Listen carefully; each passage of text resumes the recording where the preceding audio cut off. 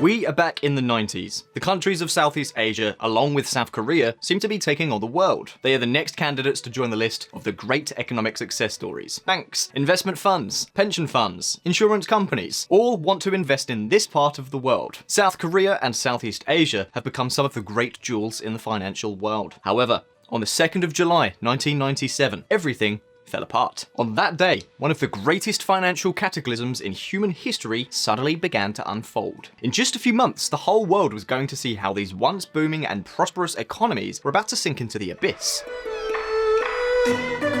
And the fact is that, within just a year of the crisis breaking out, the damage had exceeded all reasonable expectations. The depreciation of local currencies surpassed 35% in all cases. In the case of the Indonesian rupiah, it was a staggering 83%. And we're not just talking about currencies. The same thing happened with the stock markets. The stock markets in Indonesia, South Korea, and Thailand recorded falls of over 50%. And take note, in case you didn't catch what that meant. Let me illustrate that in another way. This means that a dollar-denominated investment in stock markets of these countries would have recorded a loss of between 60 and 93% in just 1 year. For example, $1,000 invested in the South Korean stock market in June 1997 would have diminished to a 290 position in just 12 months. But we're not just talking about the world of finance. The economies of these countries suffered considerable damage. Suddenly rising unemployment, bank failures, and business closures became daily news events. In 1 year, the economy of South Korea registered a fall of 5.8%, that of Thailand 10%, and that of Indonesia a little more than 13%. It was the Great Asian Financial Crisis of 1997. But what happened that caused such trending economies of the day to suddenly collapse like a house of cards? What were the causes of this savage crisis? These are the questions we will try to answer in this new video that we have prepared in collaboration with Value School. Listen up. The Asian Economic Miracle. If before July 1997 any analyst had predicted the economic cataclysm that was going to occur during the following months, it is possible that he or she would have lost their job. No one, absolutely no one, would have taken such a prediction seriously. Just 1 month before the outbreak of the crisis, the average forecast for economic growth in the region was around 7%. This was in line with the performance of these economies in previous years. At the beginning of 1997, everything seemed to be in order. South Korea and the Southeast Asian countries had their public accounts in order. They had maintained very high levels of economic growth for years. Inflation was under control, and their savings and investment rates were very high.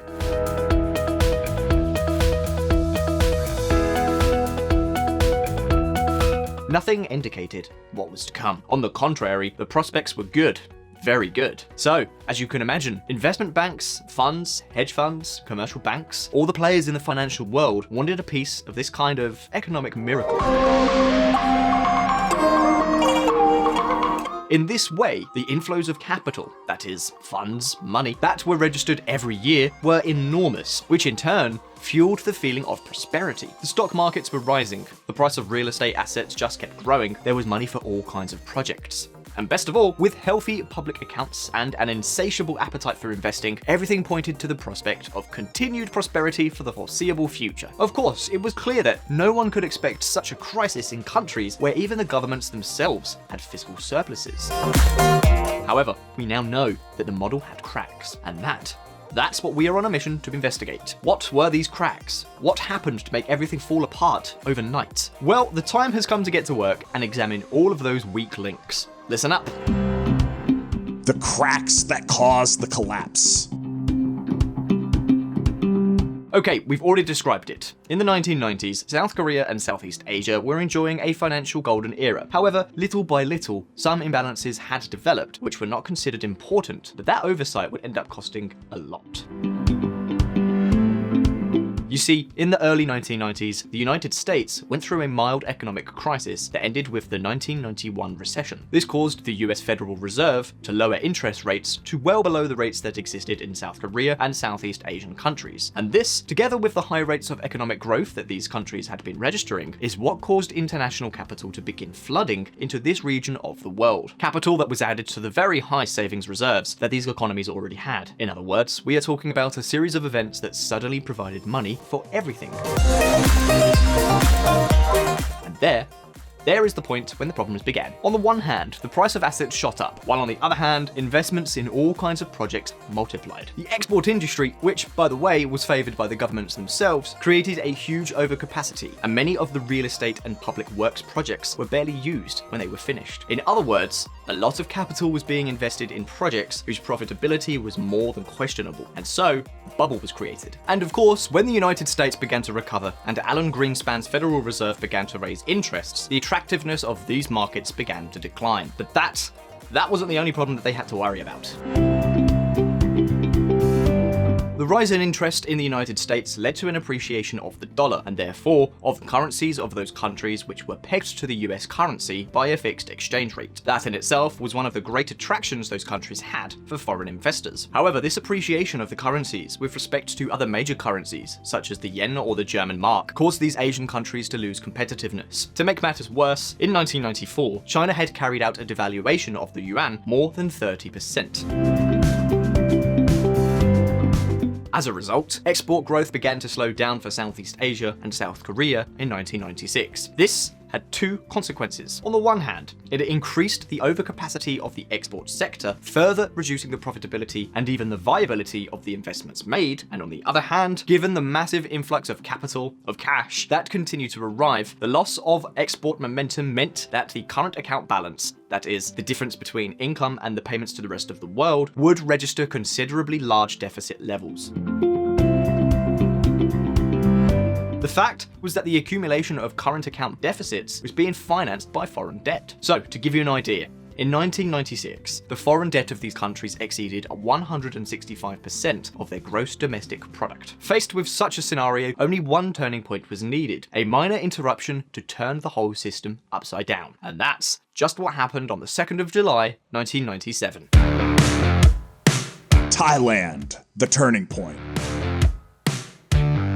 1993. In that year, taking advantage of the enormous influx of capital that was flooding Southeast Asia, the Thai government decided to create an entire international financial center in Bangkok with the intention of competing with Singapore and Hong Kong. To achieve this, the Thai government did what it has usually done in such cases. It eased regulations on the capital market, introduced tax incentives, and promoted the creation of a whole financial industry. And the truth is that things began to go in the right direction. Soon, Bangkok was specializing in foreign exchange lending operations.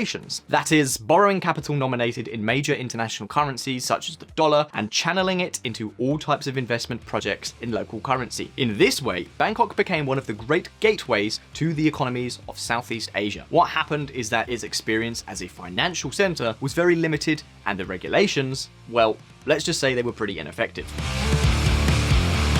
But do you remember what else was happening? The enormous influx of capital into this part of the world meant that large amounts of resources were invested in projects that would never be profitable. Resources that, don't forget, came from loans that there was little hope of paying back. And that is precisely what led to a growing deterioration in the credit portfolios of Thai financial institutions, or in other words, a whole lot more default. Take a look.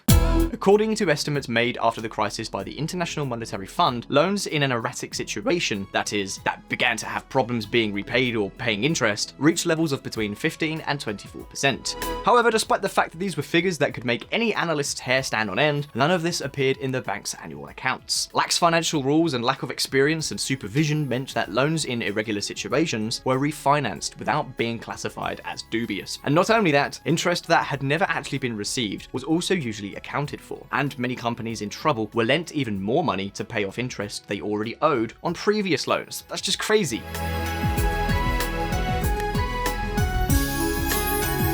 The fact is that with these techniques, profits were plumped up, allowing financial institutions to distribute dividends, give out huge bonuses, and pay taxes, but all financed with more and more debt. It was a crazy race to collapse that continued until it was simply too late, because the Thai financial institutions finally ran out of money and began to have trouble meeting their international creditors. Remember that they had specialized in raising capital from the rest of the world.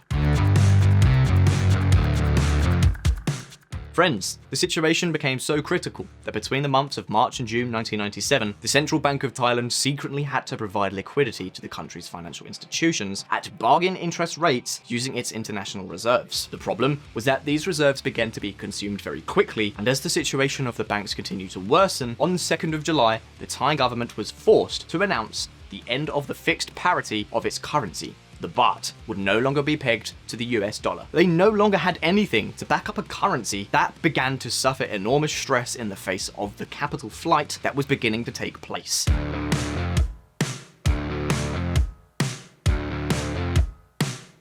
As you can imagine, the end of the association with the dollar resulted in a huge collapse of the baht, which, far from improving the situation of the banks, only aggravated it. Why? Well, because the banks had taken out loans in dollars. That is, its liabilities were denominated in dollars and its assets in local currency. They owed dollars and had nothing to pay them back with. In July 1997, the IMF estimated that the whole amounted to at least 9% of Thailand's GDP. An overwhelming majority of the financial entities were bankrupt, and according to the IMF's own technicians, only the biggest banks would manage to stay afloat. Suddenly, international depositors and investors saw the writing on the wall, not only in Thailand, but also in all countries of the region that shared the same economic characteristics. Foreign lines of credit dried up, and capital flight dragged down the entire financial systems of these countries. The contagion effect was total.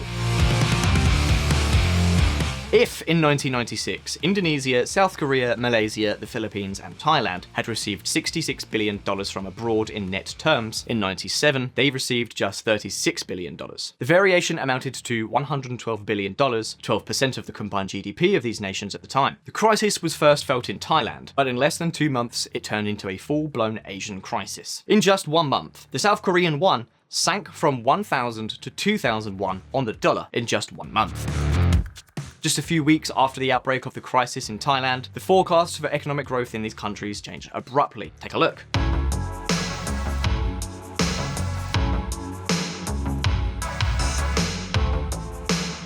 In short, this is the story of the 1997 Asian crisis, one of the biggest financial crises in history. A crisis that forced the Asian countries involved to carry out enormous restructuring and to receive bailouts of $120 billion.